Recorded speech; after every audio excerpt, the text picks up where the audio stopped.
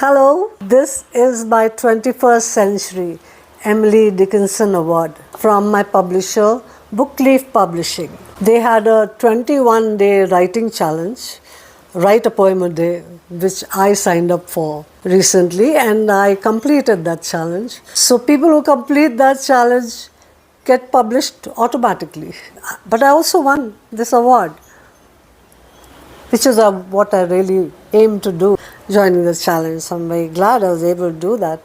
Yeah. So this is a book called Kali's Lament and Other Poems. You find it as paperback on Amazon, India, as well as Flipkart. It will be also available at Barnes & Noble, so to international readers. Kali's Lament, the main poem in this book, the longest poem, it's I think 11-12 chapters, sections, which is a retelling of the tale of Nal and Damayanti, of the very old Indian myth, Indian legend of Nal and Damayanti, told from the point of view of Kali, the demon of the Kali Yuga. This is a demon of the Kali Yuga, it's not the goddess Kali. This demon possesses Nala, King Nala, and ruins him completely. And he lusts after his wife Damayanti, whom he cannot possess, because as the poem begins, I have no hands. It ends with the same sentence,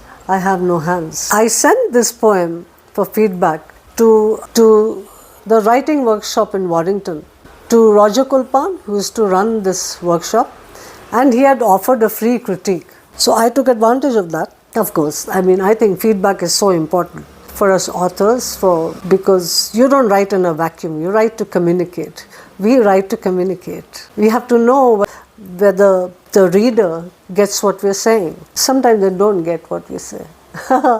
Yeah. But anyway, so when Roger Kulpan read it, he said he was amazed that I wrote the whole poem in present tense. And he also told me that my writing reminded him of Rabindranath Tagore's writing, which of course I don't know, but he said it. So, like I said, feedback is important. When you put something out into the world, you have to be sure of it. You can't make a fool of yourself. I'm already a published author. I'm an award-winning author. I had many short stories published in the Deccan Herald, the Karnataka Daily. My science fiction and fantasy was published by them. And also I had a book of short stories published by a Delhi publisher, Haranand.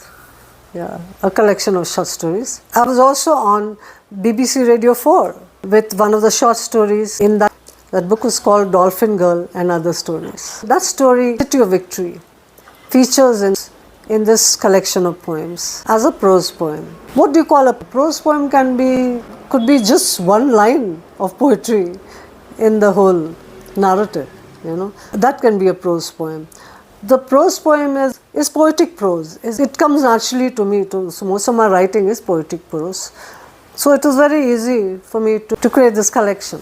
Some of the stories come from the past and a few I wrote new. City of Victory features in this book Kali's Lament and Other Poems. The City of Victory is very close to my heart.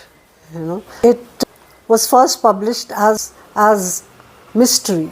Story called Mystery in Deccan Herald with a beautiful illustration. Then it appeared in Dolphin Girl and Other Stories. And I had a friend, an old British gentleman, Gordon Hindley, who was an expert on Hampi. I don't know anyone who knows as much as he does about Hampi.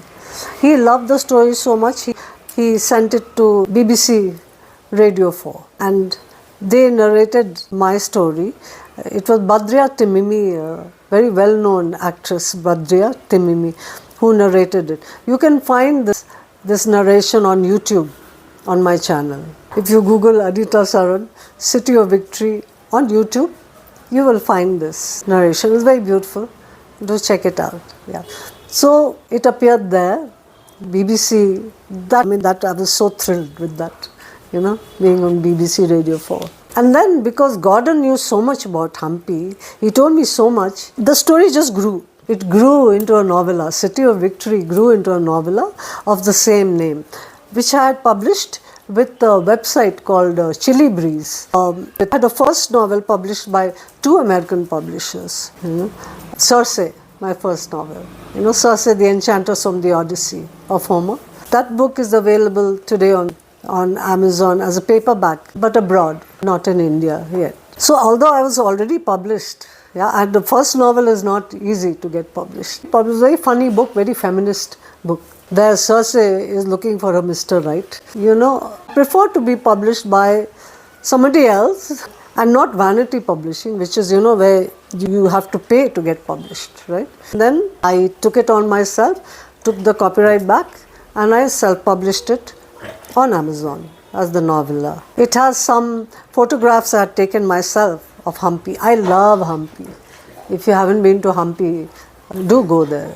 You're missing something if you haven't. It's really a surreal looking landscape, all these huge rocks toppled all over, balanced in strange positions, precarious positions. You think they might fall off. And all the temples are like part of the landscape. They don't look separate from the landscape. The way they harmonize with the landscape. That was very inspiring. Hampi is very inspiring. So when I'd gone to Hampi on a copywriting trip, I've been a copywriter for many years, say about 30 years.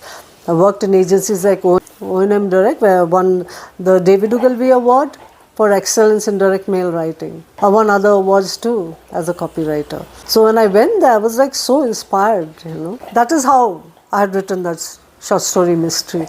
And then it became a novella, right, with the help of Gordon Hindley. This is by Gordon Hindley in my novella City of Victory. So City of Victory, the short story, an excerpt of it at least, appears as a prose poem in my book, Kali's Lament and other poems. So do check it out. And thank you, Bookleaf Publishing. I mean, this is like even more thrilling than having been on BBC Radio. Thank you. And like I say, chalut, do something with your life. If you have talent, use it. Don't lose it. Keeps you young. I'm 68 today. Keeps you young. Keeps you fit. Keeps your mind fresh. See you in the next video.